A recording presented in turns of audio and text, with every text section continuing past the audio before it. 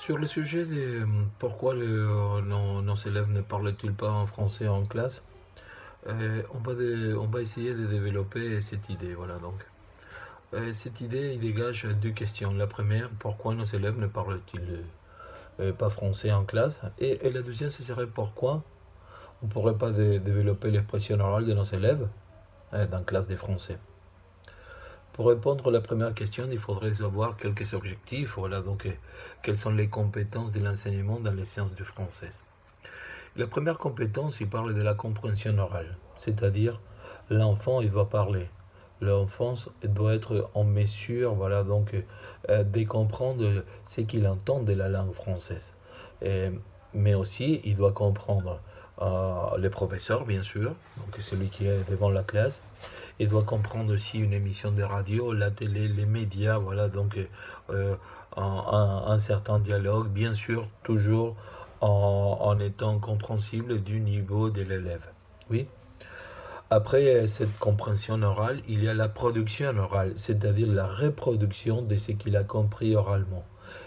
Suivant son niveau de français, il devrait pouvoir s'exprimer correctement, non, et oralement en langue française. Et, par exemple, indiquer les schémas à une autre personne, informer sur une chose, être capable de demander une chose ou une information. Oui. La troisième compétence, ça serait maintenant la partie écrite, c'est-à-dire la compréhension écrite. Et, lorsque les professeurs, voilà, donc ils présentent aux élèves un texte ou un discours écrit, voilà, donc l'élève doit être capable de comprendre ces textes ou ces discours. Oui, on pourrait mettre plusieurs exemples, voilà, donc des productions écrites, voilà, donc, mais euh, ce n'est pas important. Et la quatrième compétence est la production écrite.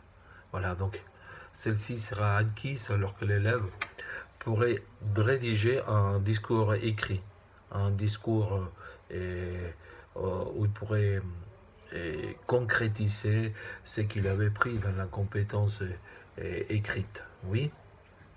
Maintenant, ceci dit, pourquoi nos élèves ne parlent pas français? D'abord, le premier concept qui doit être bien clair, voilà, donc les élèves ne parlent pas français parce que carrément c'est pas la langue maternelle, c'est une langue étrangère. Donc nos élèves ils n'écoutent que le français en classe de français à l'école. Donc en plus ils sont des élèves captifs.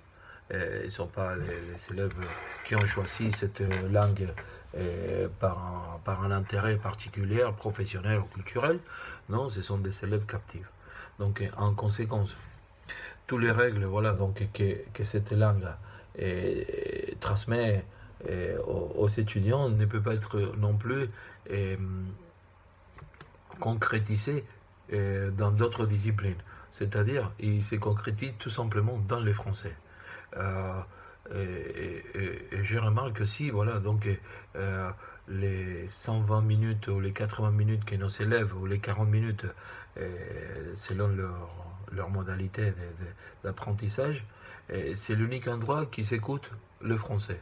Non, qui entend le français, les phonèmes sont français, euh, euh, parce que non plus dans les médias de notre pays, il n'y a rien en français. Oui.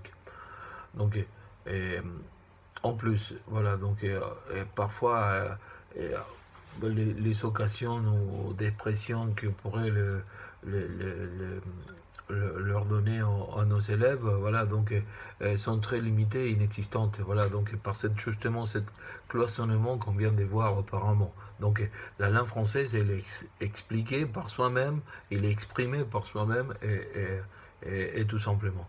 Voilà, donc il n'y a aucun rapport entre les Français et les mathématiques, les chimies, il n'y a rien. Et l'histoire même. Oui, parfois, ils entendent un peu la Révolution française, mais toujours dans le rapport de la langue maternelle, c'est-à-dire l'espagnol. Donc, et, ceci dit, ça pourrait se présenter comme un premier problème. Oui, donc maintenant il y a un deuxième problème très clairement, donc que la langue française, elle est enseignée, et, il est enseigné sur une base de performance, où l'erreur est considérablement amplifiée et dramatisée.